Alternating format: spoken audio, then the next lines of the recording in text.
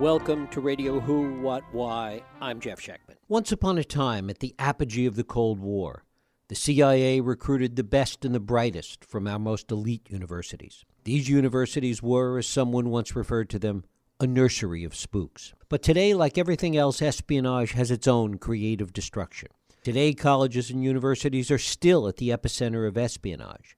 But it's all been impacted by globalization, technology, the free flow of international students and professors, and yes, 9/11. It's as if the military-industrial complex that Eisenhower warned us about is now the military-industrial intelligence and university complex. Bringing this all into bold relief is my guest, Daniel Goldin. Daniel Goldin won a Pulitzer Prize for his Wall Street Journal series on admission preferences to elite colleges, which became the basis of his best-selling book, The Price of Admission. He's written extensively on how U.S. companies have dodged taxes by moving their headquarters overseas. And he was a 2011 finalist for the Pulitzer Prize for his stories about for-profit colleges exploiting veterans, students, and the homeless. It is my pleasure to welcome Daniel Goldin here to Radio Who, What, Why to talk about spy schools, how the CIA, FBI, and foreign intelligence secretly exploit America's universities. Daniel Goldin, thanks so much for joining us. My pleasure, Jeff. There's a long history of espionage agencies, the CIA in particular, being involved with universities. Talk a little bit first about that early history, about the earliest recruitment of kind of the best and the brightest. Well, as you mentioned, dating back to the days of the OSS, the CIA's precursor, there was heavy university involvement. It was really kind of born out of Yale, and they were very close.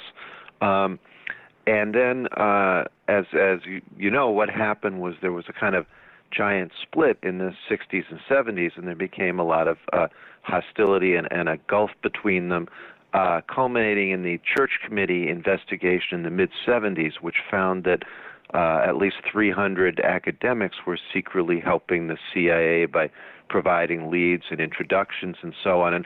And there was a backlash against that, and Harvard adopted a set of guidelines that said no professors or students could undertake intelligence operations for the CIA or help them recruit unwitting foreign students. And that was kind of an opportunity to kind of establish academic freedom. But the problem was hardly any other universities adopted the Harvard guidelines, and the CIA made clear that it wasn't going to pay any attention to them and didn't think that they, had any validity. And so since then, there started to be a gradual reconciliation. And then after 9/11, the pace really picked up. And again now, universities and U.S. intelligence are very close. And there's a lot of proliferation of intelligence community and Pentagon funding for universities, for curriculum, for research and other things. And there's a whole, new network of ties. And as you mentioned, it's not simply that it's come full circle, because globalization has made a huge difference. So, we now have about 1 million foreign students and hundreds of thousands of foreign, scientists and researchers and professors. And, some of them are here to, gain access to sensitive research or cultivate sources on U.S. Politics and economic policy. But at the same time, the FBI and the CIA are very interested in recruiting well-connected foreign students and professors and sending them home as our agents. And while in the early days, and then still now, the recruiting of U.S. citizens by U.S. intelligence is over. They say who they are. The recruiting of the foreign students and professors is often, covert and clandestine. And so globalization has changed the picture a lot. But and the other aspect of it is because the U.S. Because of the change mood in the country and the financial relationships, universities turn a blind eye to all this, and they allow this kind of covert recruiting to go on. To what extent did 9/11 play a key role in the way this has moved forward? I think it played a key role because it universities after that didn't want to seem unpatriotic, and the view of the intelligence agencies changed. I remember Rochester Institute of Technology. They had been close to the CIA, and then it turned out in the 90s that the president, was secretly doing work for the CIA, and they kicked the CIA off campus. And then after 9/11, they welcomed him back in, and the CIA played a big role there, and was suggesting topics for senior theses and the like. So it's just, and there's been a lot more, funding in this area from the government. There's academic centers for cybersecurity and all these kinds of programs that universities, of course, love to get funding. And of course, this works both ways because, as you talk about, foreign governments are looking at U.S. universities as vehicles for them obtaining information, as you talk about, for example, in the story of Glenn Shriver.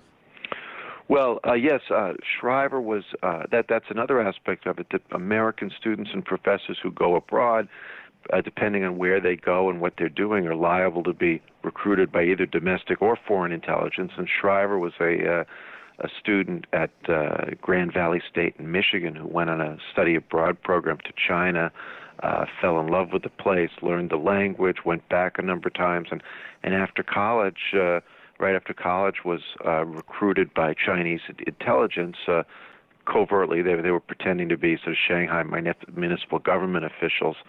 They paid him $70,000 to try and enter the CIA, and he was caught and imprisoned.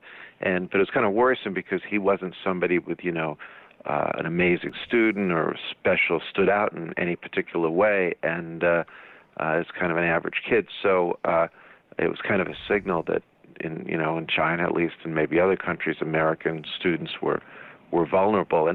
And also foreign governments aren't just recruiting Americans when they get there. They're very active in the U.S.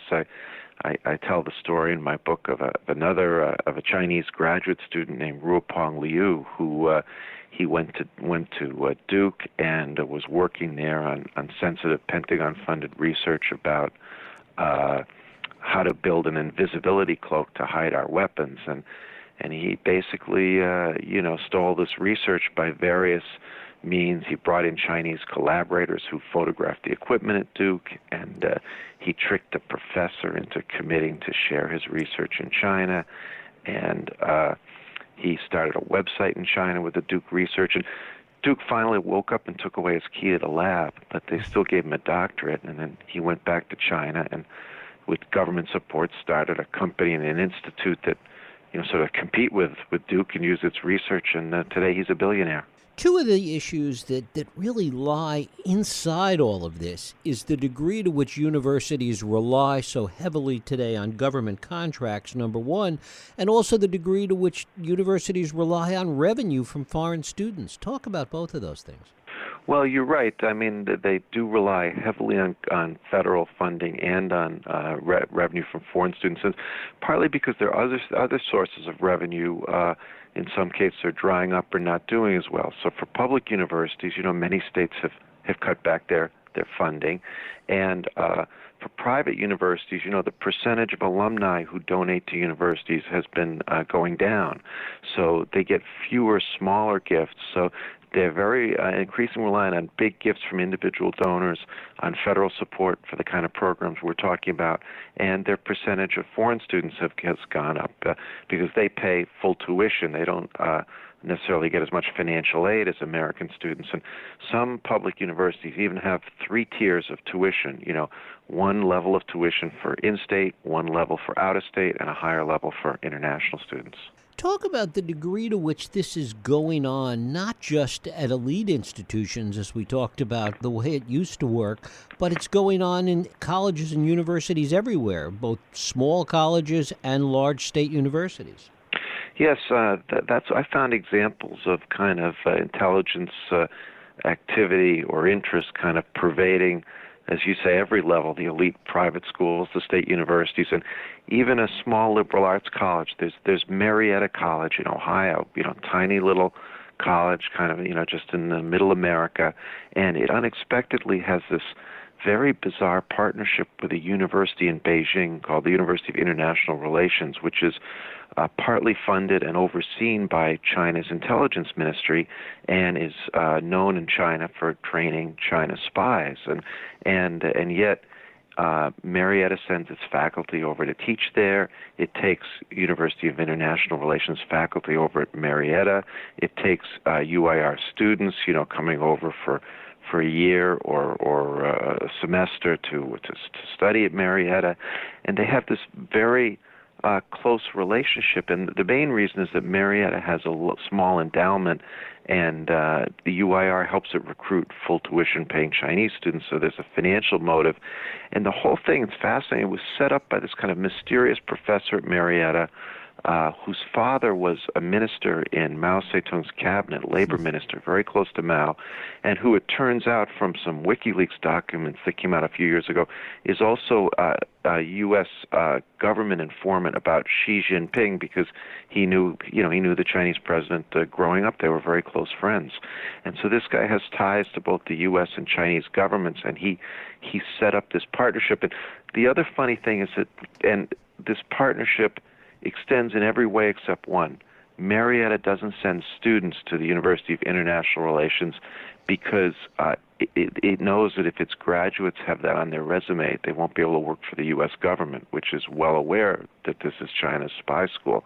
And so it sends its students to China to a different university. But, it's hard to figure what exactly is going on, but it seems like one motivation for the University of International Relations to send its people for exposure to America to Marietta College is that, first of all, they probably couldn't get away with having a partnership with a high-profile university. Somebody would notice that this school that was linked to Chinese intelligence. And the other reason is that this gives China's future spies a sort of taste of American culture, the minor league baseball and barbecue and the sort of everyday American life. They learn what it's like, and later they can fit in better. And on the other side of the educational equation, it's even going on in places like Harvard's Kennedy School, which is kind of ground zero for some of it. Yes, I mean, the Kennedy School has a web of ties to the CIA and has had for a long time. And what I discovered that's never been reported before but has gone on for many years is that the CIA places agents undercover in the Kennedy School's mid-career program, which is about two-thirds foreigners, and they're future foreign leaders in business, in the military, in government. And what happens is, a CIA intelligence officer has been overseas, say that their cover there is a diplomat, like a political officer in an embassy. Then they're sent for training for a year to the Kennedy School, and they use the same cover. So, and I looked at the old photo rosters of the Kennedy School of all the participants, and somebody would be listed as a political officer from an embassy, and yet, I was able to find out that they were actually in the CIA. Sometimes, afterwards they acknowledged it. Sometimes I interviewed them and they fessed it up. Sometimes, one guy died, and his obituary said, legendary CIA agent dies, but his photo roster at the Kennedy School says, political officer, embassy in Madrid. And so what happens is they're there, and, they're rubbing elbows with these future foreign leaders who could become great assets for them overseas. And these programs are all about networking. So they make contacts that the foreigner doesn't know that this person's from the CIA. They think they're, going out for a beer with somebody from the State Department. How reliable has all of this been? When we think back to what went on with respect to the OSS in the early days of the CIA and the Cold War, there was a certain intelligence, a certain reliability with respect to those elites that were recruited. When it's become as widespread as it is, as we're talking about, how reliable is the whole operation in that regard? Well, I mean, I think that in general the success rate is pretty low, but, if you get one really successful, agent, that's the asset, that's a huge deal. So, I mean, from the point of view of U.S. intelligence, I mean, a lot of the foreigners who they recruit, may not actually help, and it might be easier to agree to provide information when you're comfortably at a U.S. campus and it's a couple of years before you're going home than it is when you actually go home to go ahead and provide information. So, I think it's a low success rate, but, it can, you can have a huge success. Like on the other side, Cuba had a tremendous success with an agent who was recruited at a U.S. campus, Johns Hopkins. So what happened was there was a Puerto Rican student named Marietta Velasquez, a very bright young woman, the daughter of a judge and law professor in Puerto Rico, who sympathized with the Puerto Rican independence movement, and it kind of sees Cuba as a model, of an island that stood up to the U.S. And she went to Princeton, wrote a very praising thesis about Castro, was recruited by Cuban intelligence, went to grad school at Johns Hopkins, and there she recruited Annabelle Montes, who was also of Puerto Rican descent, who eventually rose to become the top analyst in the U.S. government on Cuban policy and was kind of setting our Cuba policy while she was providing all sorts of classified documents about it to Cuba. And she's probably the most damaging, certainly Cuban mole ever in the U.S. government, maybe from any country. And she was successful for a long time until she was finally caught and sent to prison for 25 years. And very little had been written about Velasquez, so I focused on her. And she, after recruiting Montes, she ended up also in the U.S. government, in USAID in Latin America, which was a useful place for Cuba to have her. And then when Montes was arrested and pleaded guilty, so she's cooperating, Velasquez realized she would be named and that the jig was up, and she fled to Sweden. Her husband was a Swedish diplomat, and I tracked her down there. She's teaching public high school in Stockholm, even though she's under indictment in the U.S. There's no extradition agreement for espionage between the two countries. And the funny thing is, I interviewed her, the principal of the school where she teaches, and it's a school that uses a curriculum from Cisco Systems out here in California, so they're always sending students and teachers on field trips to Cisco Systems and to California. And the principal said to me, it's a funny thing, we love Marta, she's a wonderful teacher, but, we often ask her, would you like to go back to the U.S. And join our field trips? And he said, for some reason, he said she never wants to go. She never wants to chaperone on these trips. She just wants to stay in Sweden. And of course, I knew why. She can't come back to the U.S. without being arrested for espionage. To what extent are there any formal ties between the FBI, the CIA, and the universities? And how much of it is simply the universities looking the other way?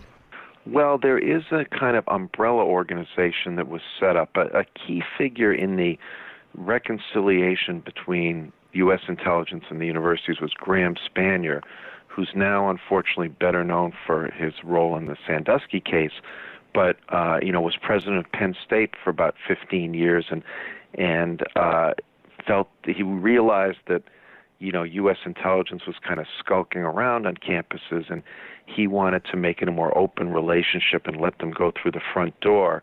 And he founded something called the National Security Higher Education Advisory Board, which has 20 or 25 college presidents and people from FBI and CIA, and they brief the universities on their activities on campus. And in return, the universities, grant them access. And Spanier also helped by calling lots of colleges whose presidents weren't on NSHIB and saying, the CIA is going to drop by tomorrow, the next week, and they'd like access to your campus. They want to interview these professors or these students or whatever. And he opened a lot of doors for the intelligence agency. Now, the problem was, he thought that this meant that once they went through the front door, they wouldn't skulk around and go through the back door. But my sense is they do both. When it suits them, they let the college know that they're coming, and when it doesn't suit them, they don't let the college know that they're coming. On the intelligence community side, how much of this effort is coordinated and well thought out versus how much of it is really ad hoc on the part of both the CIA and the FBI? Well, I'd say, it's sometimes one and sometimes the other. Like, I think, the CIA has a domestic division and national resources division, and, if they have a intelligence officer and one of their U.S. officers, and the guy's got nothing better to do, he might, print up some fake business cards, get a false identity, and go over to a campus and see if he can strike gold with a foreign student or professor, and might have a target in a given department or field, and try that, or might go to an academic conference nearby, which would be full of scientists from all countries, and identify somebody interesting there and go there posing as a scientist or a businessman or a consultant or something, and sidle up to somebody who might help U.S. intelligence and get a conversation going. So, I think that's sort of part of the job description, but it's not planned by the agency. But on the other hand, there have been major agency efforts, so one of them I write about is when Iran, before the Iranian nuclear agreement, one thing the CIA wanted to do to slow down Iran's development of a nuclear weapon was to get its top nuclear scientists to defect to the U.S. So kind of reduce the key, make inroads among the key people that Iran needed to build a bomb. And so, but it's not easy to recruit these people in Tehran. So they set up academic conferences and kind of outside Iran and the United States and in Europe and so on, secretly funded by the CIA and tailored to the research interest of whatever Iranian scientists they wanted to defect. And then they would, invite the scientists to come to the conference, and, often the guy would come and with his handlers, and they would separate him from his handlers and try and talk him into defecting to the U.S. So, that was a sort of academic strategy that was well thought out and expensive and in some cases successful. To what extent, if at all, are large global multinational businesses involved in any way in these efforts? That's something, I didn't really research, and I can't, really give you a solid answer. Obviously, for these academic conferences, the CIA needed intermediaries. They needed businesses and other institutions to be the ostensible, sponsors of the conferences. So in that sense, they needed corporate support. Another thing is that there's a whole, bunch of companies that have sprung up as CIA fronts in dealing with academia. So that, for example, let's say the CIA is interested in having a professor brief it on, some important issue, a conflict in the Middle East or something, but that they know that professor doesn't want to have on his resume that he gave a talk to the CIA. It might hurt him when he is trying to, do research overseas or something because of the CIA's reputation. So instead of the CIA staging the conference, they do it through a front. The most common one is Centra Technology. So then they can bring the professor in. The professor can tell them all about, what's going on in the Middle East or Latin America or whatever the specialty is. And on his resume, he can put, I gave a speech for Centra Technology, and, nobody's the wiser. Is there any consistency into how students, young people, whether they're international students, even domestic students, react to this today? Well, I think that it's widely divergent. Of course, I mostly heard about the cases where they expressed some interest, or that those cases that blossomed into something. But I think that often, first of all, they don't necessarily know, as I mentioned, the international students, that it's the CIA or the FBI recruiting them. It's usually somebody, the person's posing as something else. So they may not know, and they may not know for a long time. Even when they go back to their home country, they may not necessarily know that the person or place they're providing information to is U.S. intelligence. They might just think that they're, helping a U.S. business or a consultant or something. So they're not necessarily, witting participants. And then, I think it depends on, their view of their home country, their view of their home government, and also whether the CIA or FBI has any pressure points on them. Like, there's a professor at the University of South Florida named Dajin Pong who was of interest to the FBI because he had gone to that spy university I mentioned in China, which not everybody who goes there becomes a spy, and he probably didn't, but he'd gone there, and then he was director of South Florida's Confucius Institute, which these institutes of language and culture, which are somewhat controversial as sort of instruments of Chinese soft power, but they're funded and staffed by China, and the FBI thinks some of their people are spies. So the FBI was interested in him, and he got in trouble for financial transgressions and having porn on his computer and a bunch of other things. And the FBI went to him, and they said, you've got two choices. You can lose your professorship and go to prison for your financial wrongdoing, or you can, we'll intercede with the university to make sure you keep your professorship, but you have to spy on China and on the Confucius Institutes for us. And they even asked South Florida, would it set up a branch in China as a base for his spying? So, in that case, he certainly didn't want to help the FBI, but he really didn't have a lot of choice but to pretend to go along. And finally, what about the reaction from American students that are recruited or attempted to be recruited by foreign agents? Well, of course, in the Shriver case, he went along with it.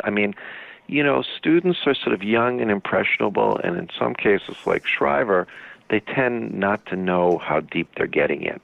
So in that case, Shriver, he didn't have any ideological reason for helping China. He needed the money they were paying him, and he thought he could manipulate them. He thought, well, I'll play Chinese intelligence, I'll take their money, but I won't help them. Well, of course, that's ridiculous, because once they've paid you, they own you. They can blackmail you. They can always say, if you don't help us, we're going to tell the U.S. authorities that you took money from Chinese intelligence. So he just these students, they're young, they're innocent, and often whether they're American or foreign, and they're often out of their depth. And I think probably if they get involved like this, in their later years they regret it. I think obviously Shriver regrets it. I think Margarita Velasquez, the one who's now teaching in Sweden, I think it's possible she might regret it too. But when you're 20 years old and either you're ideologically vulnerable, or you need money, or you just have too much self-confidence and a taste for adventure, you can get into things that in your more mature years you might think twice about. So what happens is that there's whenever intelligence agencies operate, there's a lot of collateral damage, and these students and sometimes also the professors can be the victims. And is it your sense this is going to continue to go on? Is there anything that's going to really push back against it? Oh, I think it'll continue to go on, and probably even more intensively. Now, the Trump Trump is so belligerent and unpredictable. I'm sure foreign countries are frantically trying to figure out what in the world he's going to do next, and so they're probably very eager to get intelligence, and universities are one of the places they would go to try and find people who could tell them. And for the U.S. side, I don't think this is a government that cares too much about the civil liberties of foreign students or professors. So I doubt there's going to be a lot of brakes on what the CIA and FBI do. So yes, I think it'll go on and if anything, intensify. Daniel Golden, his book is Spy Schools: How the CIA, FBI, and Foreign Intelligence Secretly Exploit American Universities. Daniel, I thank you so much for spending time with us here on Radio Who, What, Why. Thanks, Jeff. It was a great pleasure. Thank you. Nice talking with you. Thank you. And thank you for listening and for joining us here on Radio Who, What, Why. I hope you join us next week for another Radio Who, What, Why podcast. I'm Jeff Schechtman. If you like this podcast, please feel free to share and help others find it by rating and reviewing it on iTunes. You can also support this podcast and all the work we do by going to whowhatwhy.org www.cia.gov/donate.